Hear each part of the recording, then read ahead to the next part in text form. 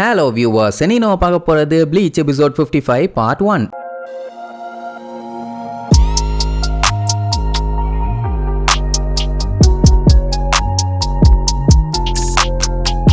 Open பண்ணா போன பாட்டுல நம்ம ரெஞ்சி ரூக்கியாவை காப்பாத்திட்டு போகும்போது 3 லெப்டினன்ட்ஸுங்க அவனை தடுக்க ட்ரை பண்ணாங்கல்ல, எல்லாத்தையும் ஒரே அடியில பொழந்து கட்டினதுக்கு அப்புறம் அந்த பியாக்குயா குச்சிக்கு போய் அட்டாக் பண்ணுவான். அசால்ட்டா தடுத்துட்டு என்னால உன்னோட மூவ அழகா பார்க்க முடியுறா கண்ணா அப்படின்னு கெத்தா டயலாக் விட்டானே. அதுக்கப்புறம் என்னாச்சு, 2 பேரும் மாத்தி மாத்தி முறைச்சுக்கிட்டே லுக்கு விடுவானுங்க. அப்போ பியாக்குயா இருந்துட்டு ஆமா எதுக்காக ரூக்கியாவை இப்படி விடாம மாத்தி மாத்தி மாத்தி மாத்தி காப்பாத்த ட்ரை பண்ணிக்கிட்டே இருக்க அப்படின்னு கேட்டோன்னே, என்னடா லூசு மாதிரி பேசிட்டு இருக்க, நியாயப்படி அதை நான் உங்ககிட்ட கேட்கணும். ஏன்னா ரூக்கியாவோட அண்ணன் அவன் தானே, நியாயப்படி இவன் தான் விழுந்து வாரி போய் சண்டை போட்டு அவளை காப்பாத்தி இருக்கணும். ஆனா நீ பண்ணல, அதனால தான் நான் பண்ணிட்டு இருக்கேன். ஆமா நீ ஏன் ரூக்கியாவை காப்பாத்த ட்ரை பண்ணல, அவன் மேல என்ன உனக்கு அவ்வளவு வெறுப்பான்னு கேட்டா, முட்டாள்தனமான கேள்வி. உன்ன மாதிரி ஆளுக்கு நான் இதை சொன்னாலும் சுத்தமா புரிய போறதில்ல, அதனால தேவையில்லாம உங்ககிட்ட பேசிட்டு இருக்க எனக்கு டைம் இல்லைன்னு சொல்லிட்டு அவனோட பவரை யூஸ் பண்ணி அட்டாக் பண்ண ட்ரை பண்ணுவான். நம்ம இச்சுகோ தான் பயங்கரமா ட்ரெயின் ஆயிருக்கானே, அவன் பவரை வச்சு தடுப்பானா 2 பேருமே அந்த ஃபோர்ஸுக்கு தேய்ச்சிக்கிட்டு பின்னாடி போவானுங்க. அதுக்கப்புறம் பியாக்குயா இருந்துகிட்டு இதுக்கப்புறம் எனக்கு ஒரே ஒரு பாதை தான் இருக்குது, அதுவும் உன்னைய கொல்றது. அதுக்கப்புறம் ரூக்கியாவை தேடி கண்டுபிடிச்சு அவளை மறுபடியும் நான் கொல்லுவேன், அதுவும் என் கையால கொல்லுவேன்னா கொல்லுவேன் அப்படின்ன உடனே நம்மால மேல போட்டிருந்த கிளாக்கை தூக்கி வீசிட்டு, அதுக்கு நான் விட்டா தானே,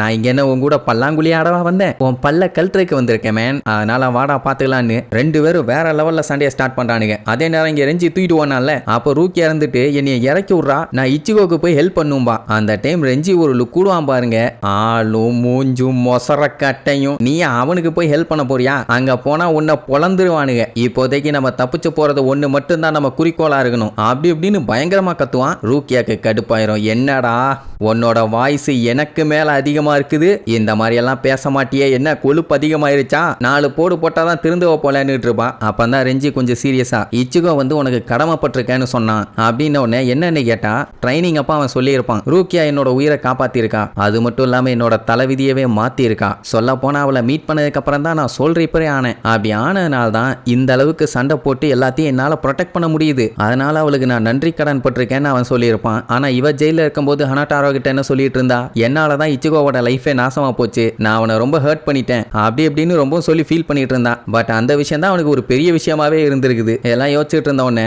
ரெஞ்சி இருந்துட்டு, நீ எப்பவுமே ரொம்பவும் யோசிக்கிற, ஒன்னும் தப்பு இல்ல, ஆனா உன்னை நீயே எல்லாத்துக்கும் குறை சொல்லிக்காத, இன்னும் சொல்ல போனா எல்லா விஷயத்தையுமே தாங்கிக்கிற அளவுக்கு உன்கிட்ட சக்தி கிடையாது, அதனால எதுவா இருந்தாலும் உன் ஃப்ரெண்ட்ஸான என்கிட்ட ஷேர் பண்ணு, நாங்களும் உனக்கு உதவிக்காக எப்பவும் வந்து நிற்போம், உனக்கு ஏதாச்சும் பஞ்சாயத்து இருந்துச்சுன்னா அந்த பிரச்சனையை என் தலையில கொஞ்சம் ஏத்தி விடு, இச்சிகோ தலையில கொஞ்சம் ஏத்தி விடு, இப்படி பிரச்சனையெல்லாம் அடுத்தவன் தலையில கொஞ்சம் கொஞ்சம் ஏத்தி விட்டுட்டோம்னா சட்டு புட்டுன்னு அது சரியாயிரும், அப்பதான் நம்ம ஸ்ட்ராங்காவும் இருக்க முடியும் ரூக்கியா, ஸோ அவன் மேல கொஞ்சம் நம்பிக்கை வையின்ன உடனே அவன் ரொம்பவும் ஃபீல் பண்ணி மன்னிப்பு கேட்டு அழ ஆரம்பிச்சிருவா. சரி இதுக்காகலாம் எதுக்கு மன்னிப்பு கேட்டுட்டு இருக்க, தேங்க்ஸும் கேட்க தேவையில்ல, நம்மளாம் ஒண்ணுக்குள்ள ஒண்ணு மண்ணுக்குள்ள மண்ணுன்னு சொல்லி தூக்கிட்டு ஓடுவான். அதே நேரம் இங்க கியோனேங்கிறவ அவ சிஸ்டர் கொட்டட்சு அடி வாங்கி கிடக்கிறத பார்த்தோன்னே அவளை காப்பாத்த போவா. வேண்டாம் வேண்டான்னு எவ்வளவோ சொல்லுவாங்க, கேட்க மாட்டான், ஏன்னா ஜூஷிரோக்கு சப்போர்ட் பண்ணி வந்திருக்கான், இப்போ அவனோட ப்ரொடெக்ஷன்ல இருந்தாதான் இவளுக்கு சேஃப்டி, பட் அதை மீறி காப்பாத்த போவா. இச்சிகோ தான் அவளை அடிச்சு போட்டிருப்பான். அப்ப அந்த சென்டாரோவை யாரோ அடிச்சு தெறிக்க விடுவாங்க. என்னாச்சுன்னு பதறி போய் திரும்பி பார்த்தா சூஃபேங் தான் அட்டாக் பண்ணியிருப்பான். ஏன்னா இவங்களுக்கு ஆப்போசிட் அவங்க நின்றுட்டு இருக்காங்கல்ல, உடனே அவளை காப்பாத்த ஜூஷிரோ போனா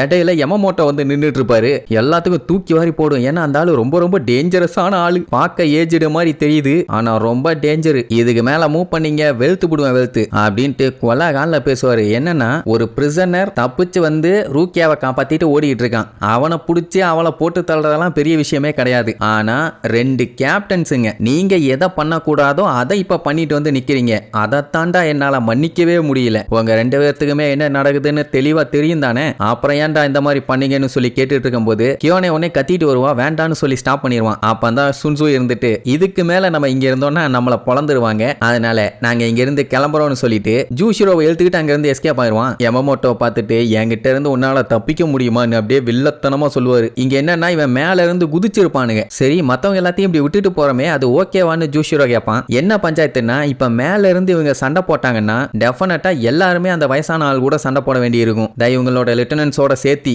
அந்த ஆள் எல்லாத்தையும் பொழந்துருவான். அது மட்டும் இல்லாம அவங்க உயிருக்கும் எந்த ஆபத்தும் இல்ல, எல்லாம் தப்பிச்சிருவாங்க. ஏன் உன்னால இன்னும் ஃபீல் பண்ண முடியலையா, நம்மளை நோக்கி நோக்கி இன்னொரு ஆலி வந்துகிட்டு இருக்காங்கன்னு சொல்லுவான். அந்த டைம் நனோவா இவங்கள ஃபாலோ பண்ணி பின்னாடி வந்துகிட்டு இருப்பான். இங்க கியோனே கொட்டட்ஸுக்கு வாயிலேயே ஒரு மிதியை போட்டு அந்த சூஃபேங்க பச்சை பச்சையா திட்டிட்டு இருப்பான். உனக்கு வெக்கமா இல்ல? 13வது கோட்கார்டை சேர்ந்த நீ இப்படி பண்ணலாமா? இதுக்கு மேல ஒன்னும் சும்மா விட்டா சரிப்பட்டு வராது. இது நம்ம இனத்துக்கே அவமானம்னு சொல்லிட்டு நெஞ்சில காலை வச்சு கண்ணா பின்னாடி மிதிப்பான். வலி தாங்க முடியாம கதறிட்டு இருக்கும்போது யாரோ ஒருத்தர் வேகமா சூஃபேங்க நோக்கி வருவாங்க. யாருன்னு பாக்குறதுக்குள்ளேயே அப்படியே அடிச்சு தூக்கிட்டு அங்க இருந்து மலையில இருந்து குச்சிருவாங்க.